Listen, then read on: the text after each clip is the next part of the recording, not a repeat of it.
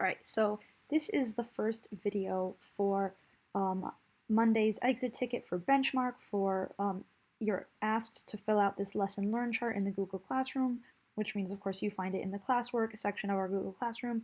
And I want to just quickly explain, very quickly explain what I'm asking you to do. Now, if you want a more in-depth explanation, I highly recommend watching this video, which involves a real-life story and shows me filling out the chart so you sort of get a sense of what I'm asking you to do. But you should find this lesson learned Google Slides in your Google Classroom. Now, the second page you don't have to worry about. This is the real-life example that I give in the video, and it's just there to help you. It's sort of a guide. Your job is to fill out this first chart. And what it wants you to do, if you look at the slides, it asks you to read paragraphs 2, 5, and 11 from the Law of Club and Fang, and it wants you to think about these specific questions.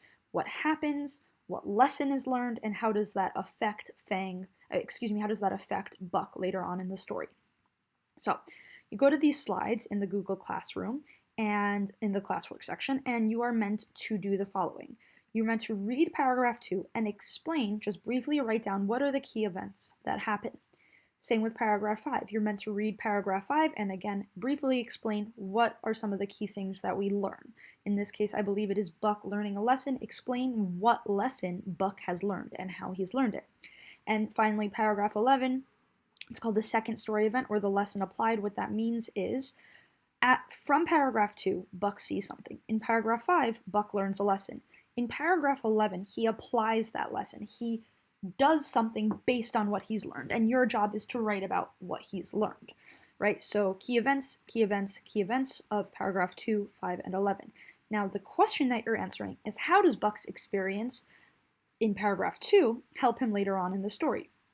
So basically, he learns a lesson based on what happened in paragraph 2. He learns a lesson, which he actually tells us about in paragraph 5.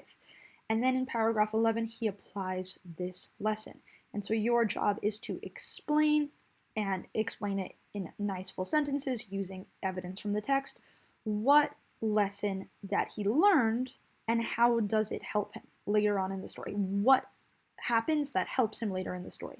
Now that's all I got for this video. If you want a more detailed explanation, I implore you, that means I ask you very nicely and very strongly to please go and watch the second video, which will be linked down here, where I go in much more detail about what I expect you to do, and I even give an example. All right, bye scholars, I miss you, I love you, and I'll see you soon.